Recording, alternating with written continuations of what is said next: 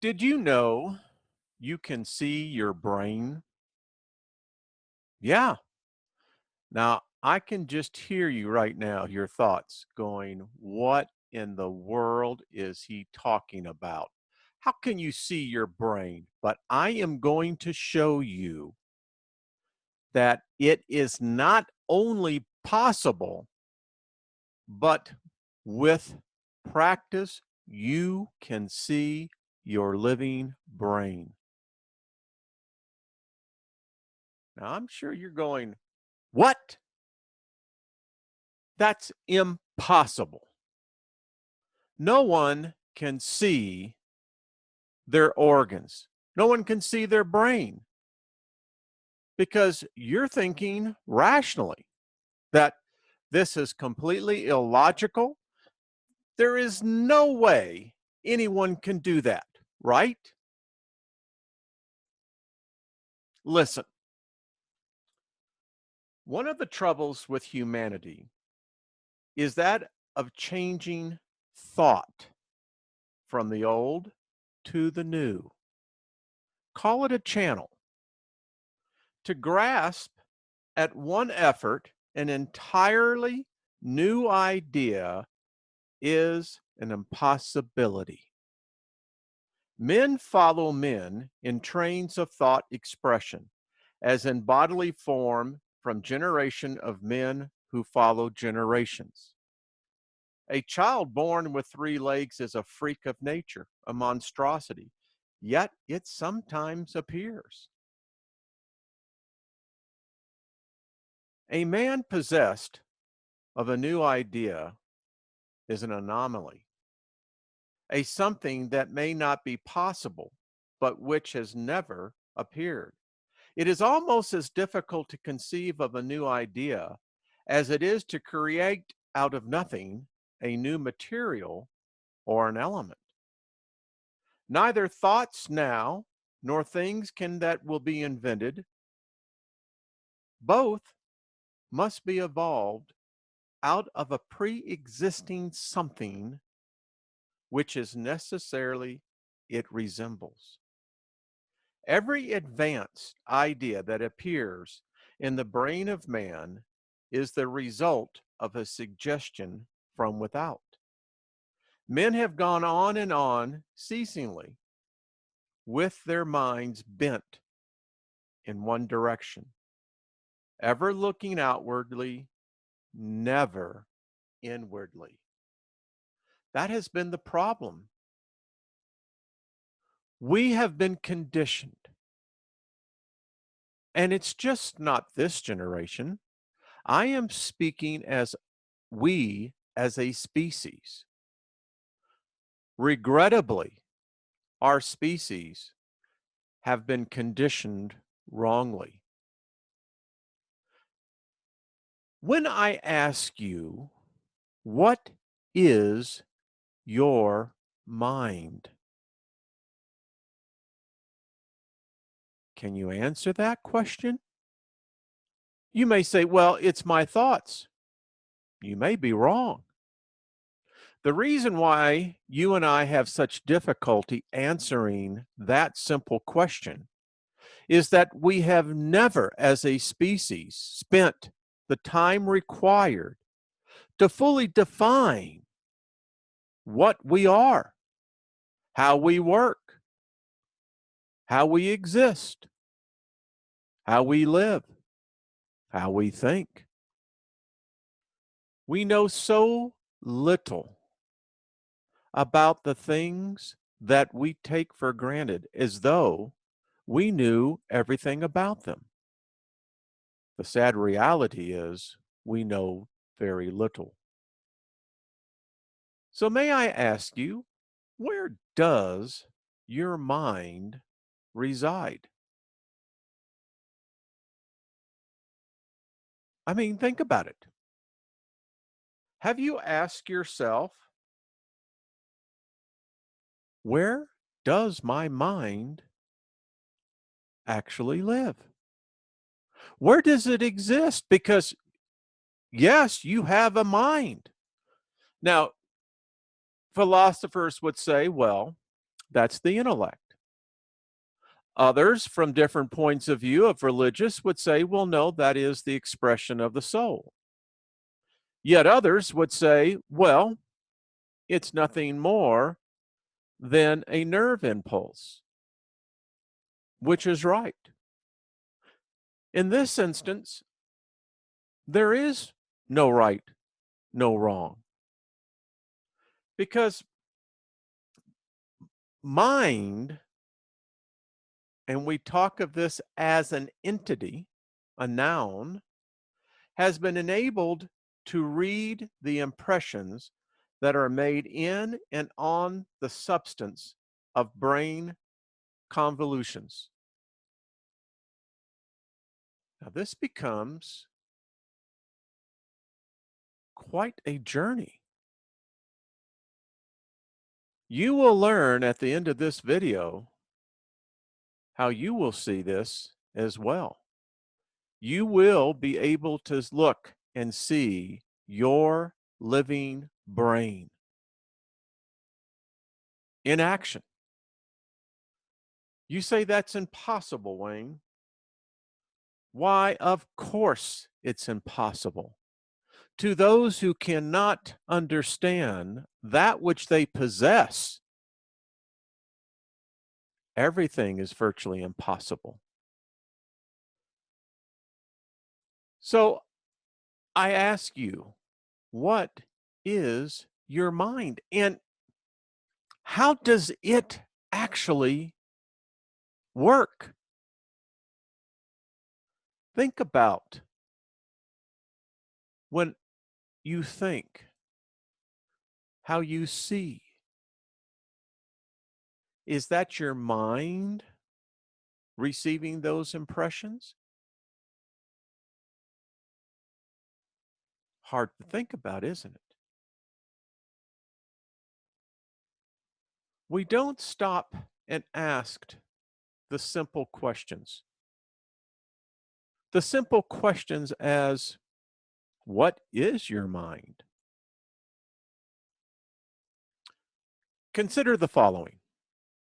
Your mind reads the impressions that are made in and on the substance of the brain called convolutions, but at the same time, your brain is insensible to the existence of the convolutions themselves. We know the substance of the brain, but we know nothing of what mind is. The mind cannot bring to the senses the configuration or nature of the substance in which the mind exists. Its own house is unknown. Now think about this. How does that work? It's been a question far too long overlooked by humanity.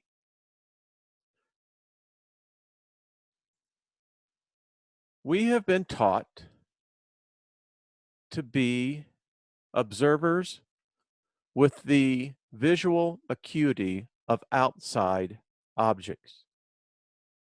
Our eyes have been well trained in this. For it is as it is with anything else. That which you focus on and exercise the most will become the stronger. And so, as man has developed and evolved through the instinct survival skills that were once needed to today, where these visual properties are becoming less of an importance because they can actually be created electronically. But this is what forms yours and my reality. This is how we relate to the world around us. And because of that, we instinctively depend on that which we see on the outside. This is the consequence that we are trained that physical existence has always depended on the study of external surroundings. Thus, why the development of internal sight lies undeveloped within humanity. It is a problem that exists. It's one that has grave, grave consequences. Because you see, man is externally minded. He has become inept in knowing what the mind is capable of. It is a lost understanding. It is very easily to be compared to what many would say today is the tonsils. It has been in modern science, medical science, believed to be a organ that no longer serves a function. Now, no matter where man's knowledge may be, his understanding of the physiology of his own being is still in its infancy. So we know now that for the most part, you could say from a collective perspective of consciousness, we are most assuredly vacant in the understanding of that which we possess. No one thinks about this in the form of that you can actually see your organ. Our senses are abstract, not descriptive.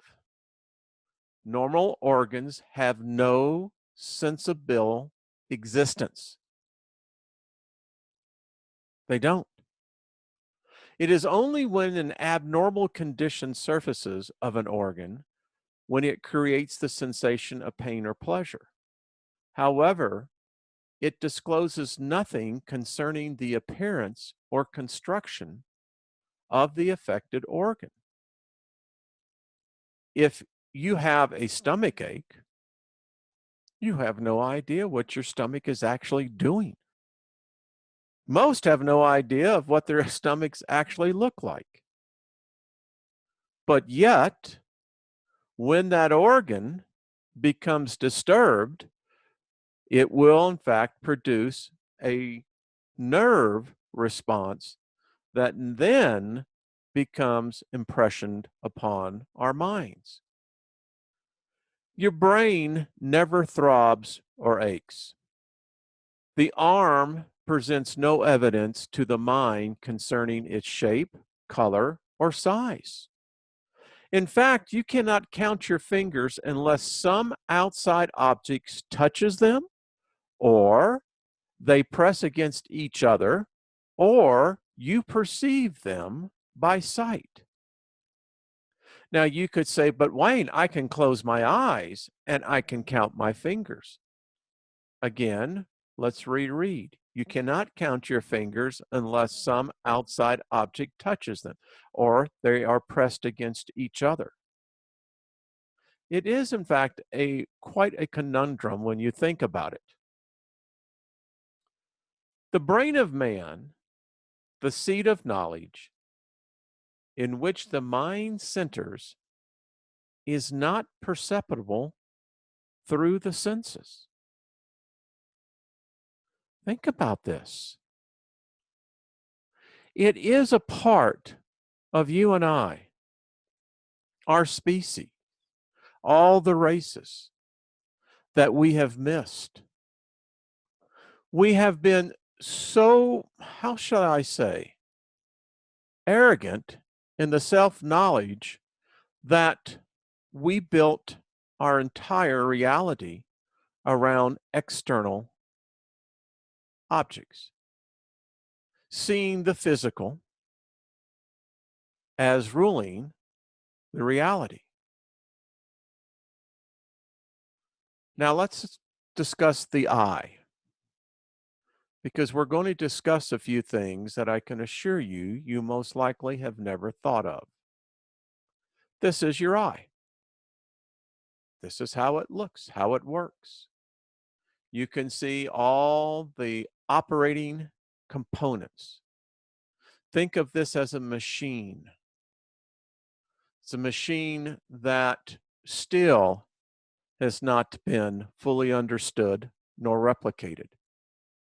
And as you and I base this upon our reality, those who have been deprived of this function pick it up in other ways, which actually they are much more in tune as to what I'm about to say than even those who do see. We want to pay attention particularly to the optic nerve. Now, here are just the facts. The eye is so designed that light produces an impression on a nervous substance in the rear of the eye. This substance is called the retina. The impression is backward and is carried through the bundle of nerve fibers called the optic nerve. And traveling through a distance, in outside terms, would be in the thousands of miles inside the brain. When it reaches the back of the brain, where it is recorded on the brain matter, and then that impression or convolution, which then impacts the mind. This very same process can be reversed. The same set of nerves carry the actual image of the brain itself working, living and carrying an impression from behind to the retina, and the picture can be the interior, whereas the retina, being stimulated by the impression, sends the impression back to the brain, thus bringing the brain substance itself to the view of the mind. You're probably going to need to think about this for a few seconds, probably more than that. We have been, well, how shall I say it? We haven't learned yet. We're still discovering the brain, the mind, the visual. And we have thought that the information is only brought from external source. What we fail to understand is that film, which I see as fiber optic cables, that's how I see it, forming the retina, is not a one-way communication stream. It is, after all, electrical impulses. And to think that information only travels one way has been to our own folly. So let's recap what we have learned. If the nerve sensation or forced expression should travel from the brain to the retina instead of from the outward object, it will, on the reverse of the retina, produce the image of that which lies behind. And then the optic nerves carry the image back to the brain. The mind will bring to the senses the appearance of the image depicted. The reason you and I have never been told or taught is that because man has only been taught to learn from outside sight of objects, never considering inside out. We are ignorant of our own brains. So, are you ready to see your brain, your living brain? Now, I need to make a disclaimer up here from the beginning. You need to, number one, practice this. I would also recommend the first few times to be sitting down. um, because it will give you a sense of vertigo, excuse me, where you can actually feel dizzy.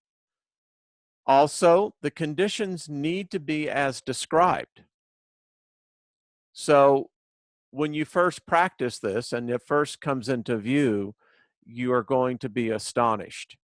And from there, just absorb the fact that you can actually see your brain living, actually working. Yes, I know it sounds incredible. But when you consider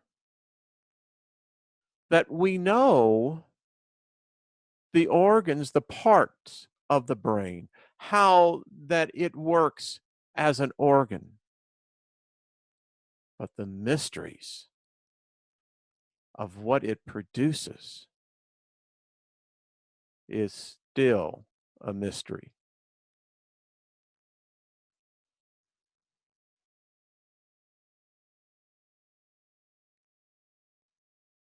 So you have to follow the instructions. Now, if you do this and you take time to go through each part and follow that, you will see something amazing. So you must be in a darkened room and facing a black wall or background. Now, I recommend that you use an electronic candle. Um, a flashlight is not really going to work as well. You need the effect of a candle that you can actually have a light source that would emanate, such as a candle. All right, hold the light just below the tip of your nose, about 6 inches from your face. Now find a place on the upper part of the black wall to focus your eyes on. Typically, I like to almost begin to look back and kind of look up to the where my eyes are kind of going up to maybe the left. I try to get them sometimes centered. And you have to practice this, and it irritates. I'm just going to tell you it. Remember your eye is a muscle. All right. Now find the place on the upper part of the black wall to focus your eyes on and slowly move the light in a parallel line horizontally in front of you back and forth, and keeping the light in position that the light begins to be a straight line. Now, I'll let you know, as I said, this will begin to irritate the retina, but it will begin to also produce a rhythm of the optic nerve, and the optic nerve will begin to follow. It's a reflex action of the brain accompanying a figure of that part of the brain that rests against your skull. And the retina will see and picture your brain as it works from the inside. Okay? So if you're reading this, just imagine that you're put your thumb out in front of you, your right hand. That's a light. Now you're looking up and you can begin to see that your thumb, as you begin to move it back and forth, will begin, if it was a light, it actually begins to form a line. And it's very important that you be in a darkened room because that's how the optic nerve works. And it's just going to be absolutely amazing what happens. So take a look at this again. This is what your eye is. Remember, the eye is just not the optic nerve, again, is not a one-way carrier. Nature doesn't work that way. None of our things work that way. And when you think about the body was designed in many cases to be in form and function at a higher degree than what we can actually replicate ourselves. And again, it is a muscle. Remember that. So as we get better at this, this is what you will actually see. Now, it's a black and white picture, but you'll begin to actually see as you get better, you can actually see how the brain actually is convulsing, how it sends and communicates. This is not make believe. You can actually do this. And this is only the beginning. What you have just seen is a small portion of the brain's convolutions, excuse me, and only that part that lies directly behind the optic nerve. And this is the first step. With more research and under proper conditions, every part of the living brain can be seen.